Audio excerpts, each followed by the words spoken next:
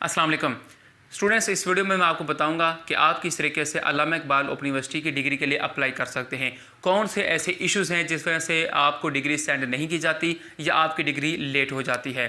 Degree के साथ कौन कौन से डॉक्यूमेंट्स अटैच होते हैं, डिग्री का एप्लीकेशन फॉर्म आपने किस तरीके से फिल करना है, चलान फॉर्म आपने कहाँ से लेने हैं और किस बैंक के अंदर उनको सबमिट करवाना है, डिग्री को आपने ट्रैक किस तरीके से करना है। तो ये वो 4-5 पॉइंट्स हैं जो मैं इस पूरी वीडियो के अंदर डिस्कस करूंगा, पूरी तफसील के साथ डिस्कस करूंगा, ताकि आप इजीली बगैर किसी परेशानी के अपनी डिग्री को अप्लाई कर सकें और गिवन टाइम के अंदर आपकी डिग्री आपको मिल सके, बजाय इसके कि डिग्री आप साल या 1.5 साल वेट करते रहें तो आपको डिग्री ना मिले। तो सुनिए, सबसे पहले हम बात कर लेते हैं कि डिग्री अप्लाई किस तरीके से आप करेंगे।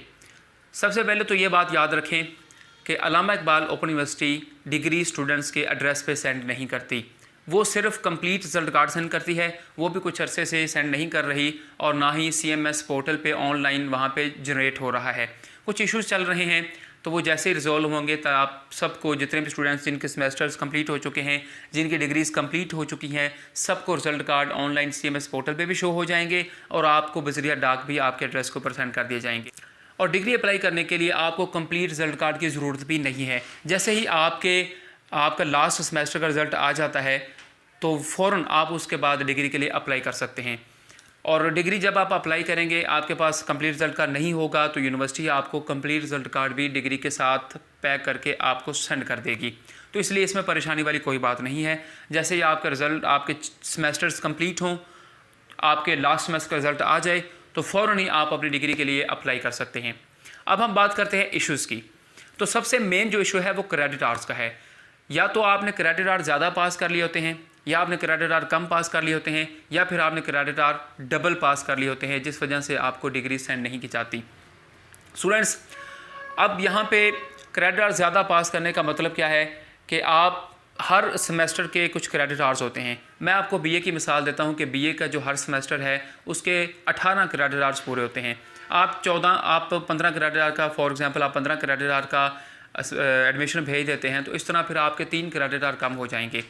ठीक है, तो मेरी तमाम हर डिग्री के ऊपर मेरी वीडियो बनी हुई है, नीचे डिस्क्रिप्शन के अंदर मैं लिंक्स दे दूँगा। आप हर डिग्री को, जो भी आपकी डिग्री है, आप उससे रिलेटेड वीडियो को उठाएँ और उसको देखें। ठीक है, इसके अलावा प्रॉस्पेक्टस के अंदर भी आपको सारी तफसील मिल जाएगी। तो सबसे पहले अपने क्रेडिट आवर को कैलकुलेट करें कि आप क्रेडिट आवर पूरे हैं या नहीं। पूरी डिग्री की कैलकुलेट कर लें या हर सेमेस्टर की कर लें, तभी आपको आइडिया हो जाएगा। दूसरी रीज़न ये होती है क्रेडिट आवर कम पास करना।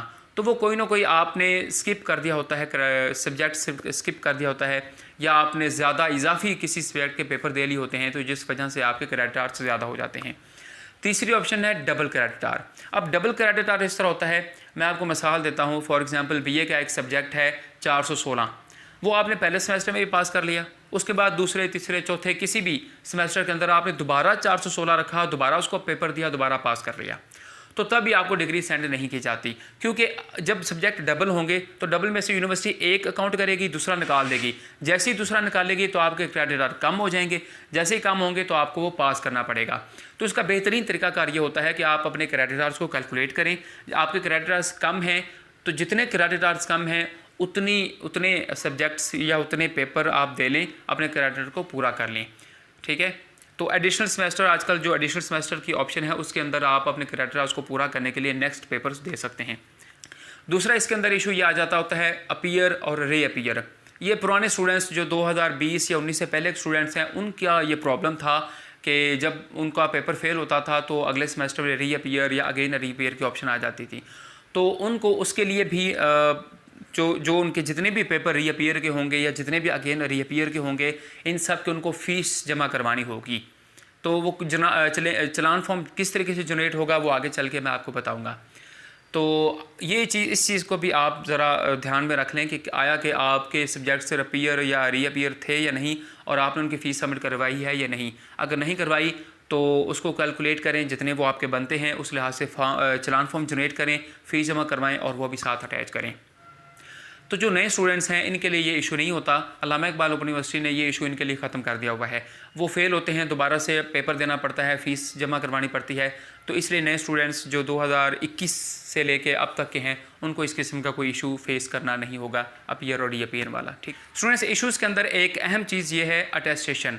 आपने सारे डॉक्यूमेंट्स अटेस्टेड करवा के लगाने हैं, लेकिन आपने अटेस्टेशन उस बंदे से करवाने हैं जिसकी स्टैंप के अंदर उसका नाम भी लिखा हो और उसका डेजिग्नेशन भी लिखा हो, और वो बंदा 17 या 17 स्केल से ज़्यादा का वो बंदा हो, तो उससे आपने अटेस्टेशन करवानी है।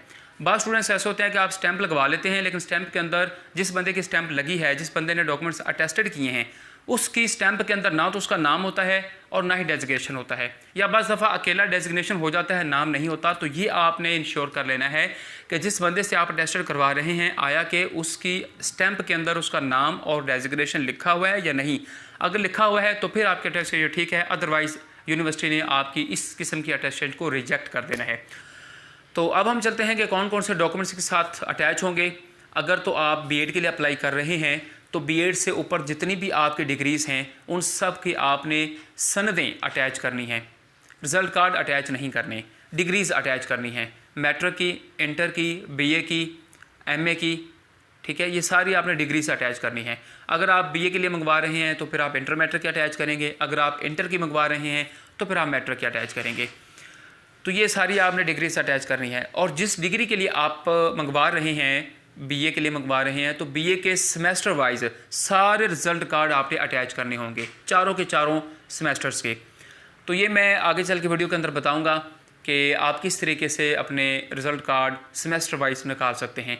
नए स्टूडेंट्स को भी बता दूंगा, पुराने स्टूडेंट्स को भी बता दूंगा कि वो किस तरीके से अपने सेमेस्टर वाइज रिज़ल्ट कार्ड हासिल कर सकते हैं। चौथा पॉइंट जो हम डिस्कस करने चाह रहे थे वो ये था कि आया कि डिग्री को ऑनलाइन अप्लाई करना चाहिए या बज़रिया डाक।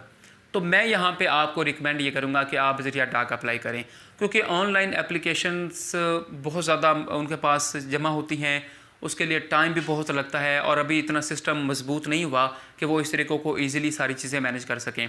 तो इसलिए मेरी सजेशन आपको ये है कि आप बज़रिया डाक ही अप्लाई करें ताकि आपकी डिग्री जल्द वापस आ जाए। एप्लीकेशन फॉर्म को किस तरीके से फ़िल करना है वो मैं आपको वीडियो के अंदर बताऊंगा। मेरे पास फॉर्म है, वो कहाँ से मिलेगा उसका लिंक भी मैं दे दूंगा। ठीक है, तो उसके ज़रिए से आप उस फॉर्म को डाउनलोड कर सकते हैं, उसका प्रिंट आउट लें और फिर उसको अप्लाई करें। यहाँ पर एक और अहम बात मैं आपको बताता चलूँ कि अगर आप नॉर्मल फ़ीस के साथ अप्लाई करेंगे तो आपकी डिग्री 3 से 5 महीने के अंदर आएगी। अगर आप अर्जेंट फ़ीस के साथ अप्लाई करेंगे तो आपकी डिग्री 2 से 3 महीने के अंदर आ जाएगी। ठीक है, तो चलते हैं स्क्रीन की तरफ, मैं आपको बताता हूँ कि एप्लीकेशन फॉर्म आपने किस तरीके से फिल करना है। ये फॉर्म आपको मिल जाएगा। ठीक है, इसमें अगर आप नॉर्मल फ़ीस के लिए अप्लाई करेंगे तो यहाँ पे नॉर्मल पे टिक कर दें, अगर अर्जेंट के लिए आपने अप्लाई करना है तो अर्जेंट पे टिक कर दें। ठीक है, इसके बाद आप प्रोग्राम का नाम लिखेंगे। प्रोग्राम अगर आपका बीए है तो बीए लिखेंगे, एमए एजुकेशन है तो एमए एजुकेशन लिखेंगे, इंटर मैट्रिक जो भी आप प्रोग्राम है आपका वो आप यहाँ पर लिखेंगे। आप यहाँ पर रोल नंबर लिखेंगे, ये पुराने स्टूडेंट्स के पास है, नए स्टूडेंट्स को यूज़र ID मिली हुई है तो वो रजिस्ट्रेशन की जगह पे यूज़र ID लिखेंगे, इस पे आप फिर कुछ नहीं लिखेंगे, इसको छोड़ देंगे। ठीक है, ग्रुप आपका कौन सा था, एजुकेशन का था या जनरल बीए था, या आपका जो एमए है वो इस्लामियात का था तो यहाँ पे इस्लामियात लिख दें। ठीक है, अगर आपका कॉमर्स में था तो कॉमर्स में लिख दें, अगर आप उर्दू का था तो उर्दू में लिख दें, जो भी है। ठीक है, इसके बाद यहाँ पर आपने अपना नाम लिखना है उर्दू के अंदर, और यहाँ पर आपने अपने वालिद साहब का नाम लिखना है उर्दू के अंदर, यहाँ पर आपने इंग्लिश के अंदर नाम लिखना है। ये मैट्रिक के रिज़ल्ट कार्ड के मुताबिक आपने लिखना है ताकि स्पेलिंग की गलती ना हो। इसी तरह यहाँ पर आपने अपने फादर का नाम लिखना है, और यहाँ पर आपने डाक का मुकम्मल पता अंग्रेज़ी हरूफ के अंदर लिखना है। ठीक है, बिल्कुल साफ़ शफाफ लिखना है आपने ड्रेस, ताकि आपको आपके ड्रेस के ऊपर डिग्री मिल जाए। यहाँ पर आपने मोबाइल फ़ोन नंबर लिखना है जो बिल्कुल लाजमी है, लाजमी तौर पर आपने लिखना है। ईमेल आप लिख दें तो ठीक, ना लिखें तो कोई इशू नहीं। इसके बाद आपने यहाँ पर सर्टिफिकेट और डिग्री की फ़ीस लिखनी है, तो वो फीसिस का शेड्यूल जो आप एप्लीकेशन ये वाली डाउनलोड करेंगे, इसके बैक साइड पे सारी जो डिग्रीज़ हैं उनका यहाँ पे रिज़ल्ट फ़ीस वगैरह दी गई है। ठीक है, नॉर्मल भी और अर्जेंट भी। अगर हम फॉर एग्ज़ाम्पल बीए के लिए अप्लाई करते हैं तो बीए के यहाँ पे डॉक्यूमेंट्स भी लिखे हुए हैं, मैट्रिक, FA, असल सर्टिफिकेट की तस्दीक शुदा फ़ोटोकॉपियाँ। ठीक है, और ओपन यूनिवर्सिटी के पास शुदा रिज़ल्ट कार्ड की फ़ोटोकॉपियाँ लाफ करें। ठीक है, ये जनाब इसकी फ़ीस है 800 जो है वो नॉर्मल है, और 1600 रुपये इसकी अर्जेंट फ़ीस है। तो ये फ़ीस की सारी डिटेल आपको इस यहाँ से मिल जाएगी, जो एप्लीकेशन फॉर्म है उसकी बैक साइड पे से, ठीक है। तो इसके बाद हम चलते हैं दोबारा इम्तिहानी फ़ीस रीअपीयर और अगेन रीअपीयर। तो ये नए स्टूडेंट्स का इशू नहीं है, ये पुराने स्टूडेंट्स को पे करना पड़ेगी। तो उसका भी चलान फॉर्म जनरेट करें और जितनी फ़ीस आपकी बन जाए वो यहाँ पर लिखें। डिग्री की फ़ीस यहाँ पे लिखें, 800 है, 1200 है, जितनी भी आपकी फ़ीस बनेगी उसको आपने यहाँ पे लिखना है, ठीक है।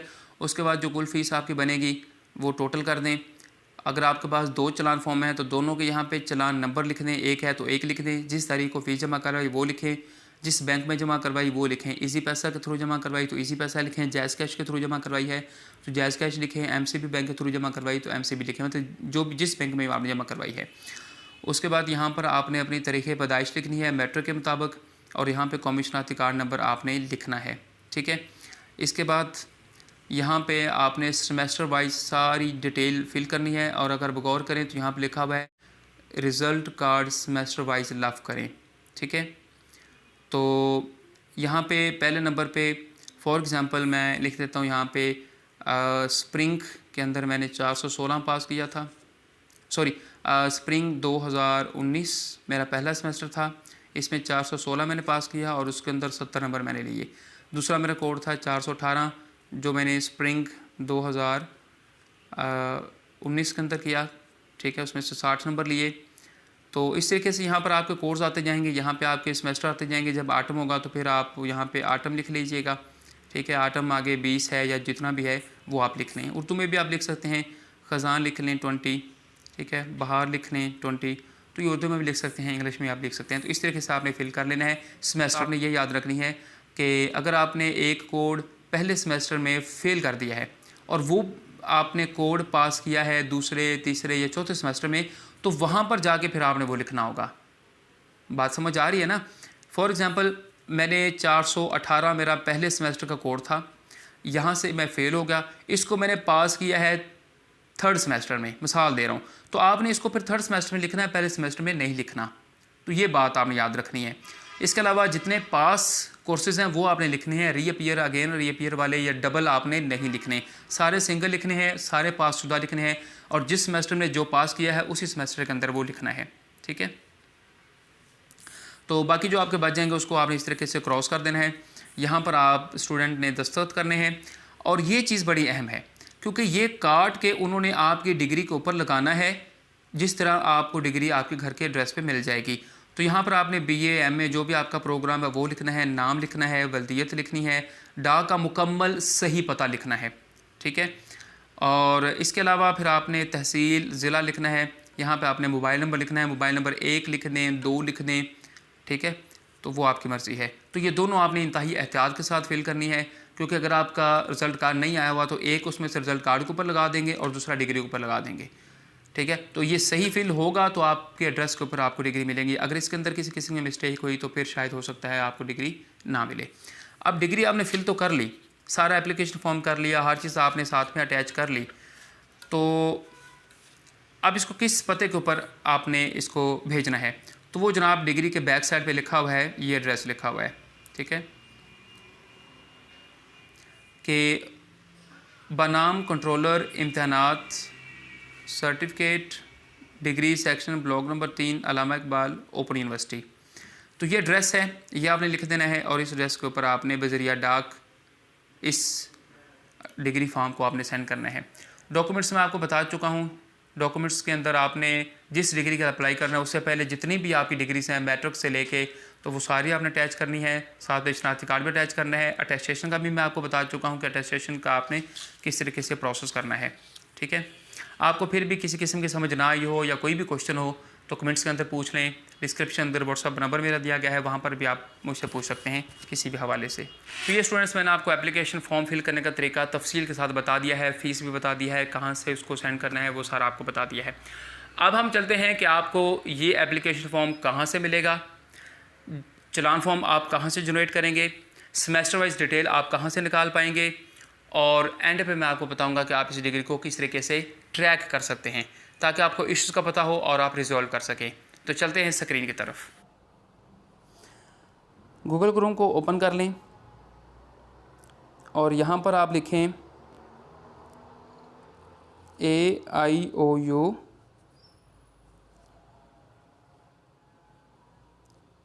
OU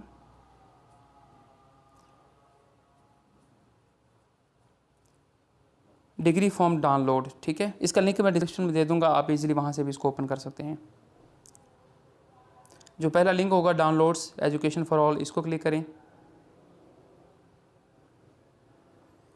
तो यहाँ पर देखें आपके पास हर किस्म के फॉर्म आ जाएंगे। डिग्री वाले सेक्शन में आएंगे तो ये डिग्री फॉर्म पड़ा हुआ, इसको आप क्लिक करेंगे, आपके पास फॉर्म आ जाएगा, आप इसको डाउनलोड कर लें।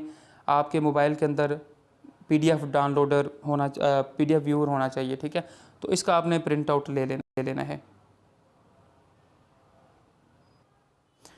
ये देखिए जी डाउनलोड हो गया एप्लीकेशन। तो अब मैं आपको बताता हूँ कि चलान फॉर्म आपने कहाँ से लेना है। तो वो भी आपने जहाँ से डिग्री फॉर्म लिया था वहीं अगर आप नीचे स्क्रॉल डाउन करेंगे तो यहाँ पर चलान की भी ऑप्शन आ जाएगी। ये देखें चलान फॉर्म, ठीक है। इसका लिंक भी मैं अलग से डिस्क्रिप्शन के अंदर दे दूँगा, आपके लिए ईजीली हो जाएगा। इसको आप क्लिक करें, यहाँ पे सिलेक्ट के अंदर आप स्टूडेंट कर लें, नेक्स्ट करें। यहाँ पर आप रोल नंबर लिखें, जो पुराने स्टूडेंट्स हैं वो रोल नंबर लिखेंगे, नए स्टूडेंट्स यूज़र आईडी लिखेंगे CMS वाली, ठीक है।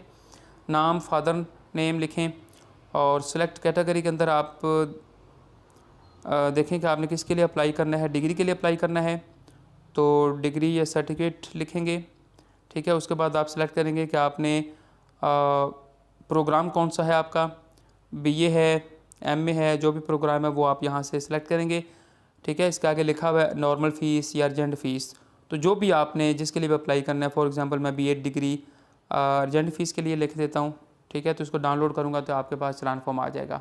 वो चलान फॉर्म आपने ईजी पैसा के थ्रू फ़ीस पे कर देनी है या बैंक से कर देनी है। उसकी एक जो परत है वो आपने अपने पास रख लेनी है, महफूज कर लेनी है, और दूसरी आपने साथ में अटैच कर देनी है। इसी तरह अगर आपने रीअपीयर, जो पुराने स्टूडेंट्स हैं, तो रीअपीयर की फ़ीस भी आपको यहाँ से मिल जाएगी। ये देखें ये आ गया रीअपीयर एग्ज़ाम फ़ीस, ठीक है।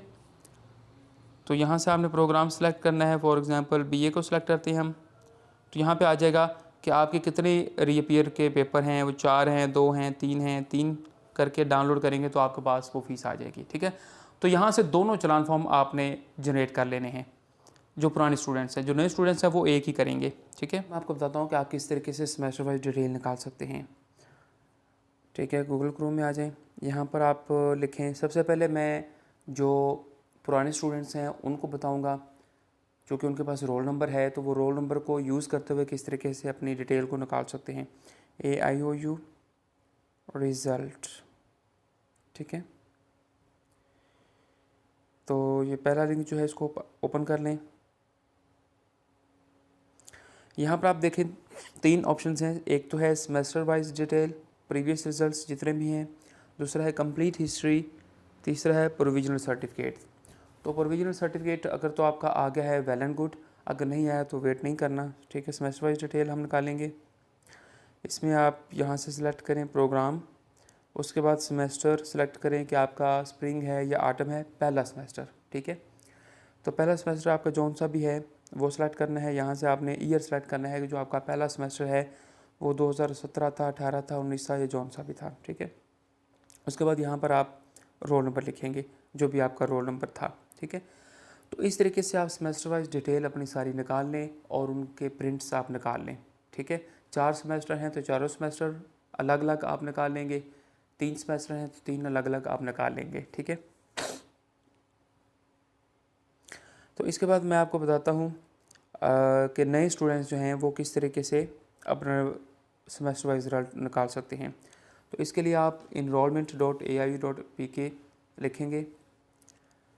ये सारे लिंक्स मैं डिस्क्रिप्शन के अंदर दे दूँगा, वहाँ से आप इनको कर सकते हैं, ठीक है। तो यहाँ यूज़र आईडी और पासवर्ड लिखें जी। तो डिटेल मैंने लिख ली है, साइन इन करें।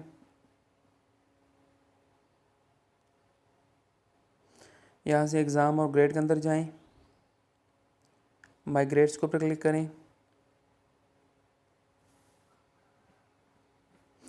ये देखें इनके अभी चूँकि 2 सेमेस्टर कंप्लीट हुए हैं तो इसलिए 2 सेमेस्टर की डिटेल आ रही है, स्प्रिंग और ऑटम, ठीक है। तो सबसे इनका पहला सेमेस्टर है ऑटम 21। इस तरीके से आपने क्लिक कर लेना है। इस तरीके से आपके सामने सारी डिटेल आ जाएगी। इसका आपने प्रिंट ले लेना है। इसी तरह दूसरे सेमेस्टर का, तीसरे का, चौथे का, सारे सेमेस्टर का इस तरीके से निकाल के उनका प्रिंट आउट लेके तो इसको आपने एप्लीकेशन फॉर्म के ऊपर फिल कर देना है। ठीक है, बताता हूँ कि आप अपनी डिग्री को किस तरीके से ट्रैक कर सकते हैं। तो डिग्री को ट्रैक करने के लिए आप यहाँ पे लिखें AIOU डिग्री ट्रैकिंग। ठीक है, पहला लिंक है AIU DTS, इसको क्लिक कर लें। तो यहाँ पर देखें 3 ऑप्शंस हैं, एक है इनकम्प्लीट या रिटर्न एप्लीकेशन, दूसरा है ऑनलाइन एप्लीकेशन, तीसरा है इन प्रोसेस एप्लीकेशन। तो ये आप जब डिग्री का अप्लाई कर लें तो उसके बाद 1 महीने बाद या 2 महीने बाद आप इसको चेक करते रहें। ठीक है, यहाँ पर अपना आप रोल नंबर लिख सकते हैं या यूज़र आईडी आप अपनी लिख सकते हैं, तो इसके थ्रू आपकी पूरी डिटेल आ जाएगी। अगर कोई ऑब्जेक्शन होगा तो वो भी यहाँ पर आ जाएगा।